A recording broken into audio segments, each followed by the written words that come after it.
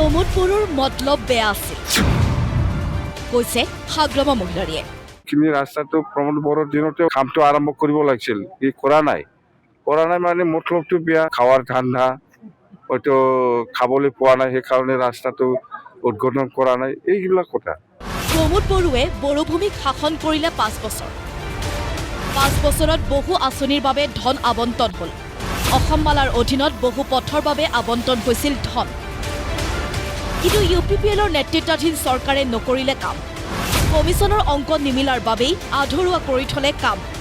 প্ৰমোদ বড়োৱে উদ্বোধন কৰিব লগা পথ মই উদ্বোধন কৰিছোঁ। এই মন্তব্যৰে বাক্সাত পথৰ আধাৰশিলা স্থাপন কৰি প্ৰমোদ বড়োৰ বিৰুদ্ধে দুৰ্নীতিৰ অভিযোগ হাগ্ৰামা মহিলাৰীৰ।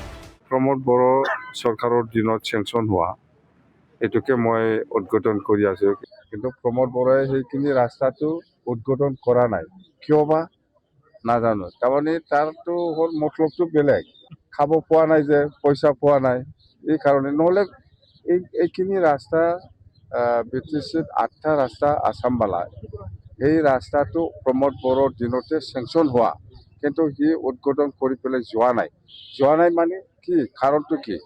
পইচা খাৱাৰ ধান্দা আছিল, দিয়া নাই কাৰণে ৰাস্তাটো সি বনাই যোৱা নাই। আঁচনিৰ নামত অহা ধন লুণ্ঠন কৰিছিল প্ৰমোদ বড়োৱে। লুণ্ঠন নোহোৱাকৈয়ে থকা ধনখিনি মই ব্যৱহাৰ কৰিছোঁ কামত। প্ৰমোদ বড়োৱে আঁচনিৰ ধন সদব্যৱহাৰ কৰিব পৰা নাছিল। এই মহা বিস্ফোৰণ নতুনকৈ BTC চিফৰ দায়িত্ব লোৱা হাগ্ৰামা মহিলাৰীৰ। লুণ্ঠন চলাইছেতো, 200-300 কোটি খাইছে বাকীখিনি, কিন্তু সেইখিনি পইচাটো সি খাবৰ কাৰণে সময় পোৱা নাই, হয়তো দিয়া মানুহবিলাক দিয়া নাই, সেইকাৰণে এইখিনি পইচাটো থাকি গৈছে। সি ব্যৱহাৰ কৰা নাই, গোটেই পইচাটো আকৌ ৰিটাৰ্ণ গ'লে হয়। মই যদি প্ৰমোদ বড়োৰ নিচিনা হ'লে হয়, প্ৰমোদ বড়োৱে যিখিনি পইচা খাই পেলাই আধৰুৱা থাকিছে, সেইখিনি কামটো মই কৰি আছো।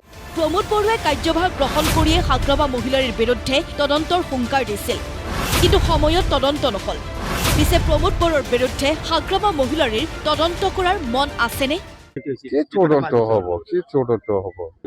ল এণ্ড অৰ্ডাৰ বা জুডিচিয়েল পাৱাৰটো আমাৰ হাতত নাই।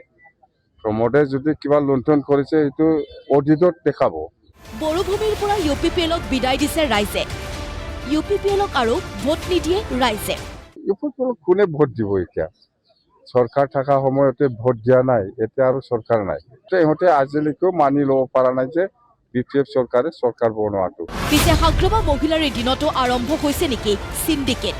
এটা অভিযোগ কৰি আছে, আপোনাৰ চৰকাৰ গঠন কৰাৰ পিছতে শ্ৰীৰামপুৰত গৰুৰ মহৰ চিণ্ডিকেট আৰম্ভ।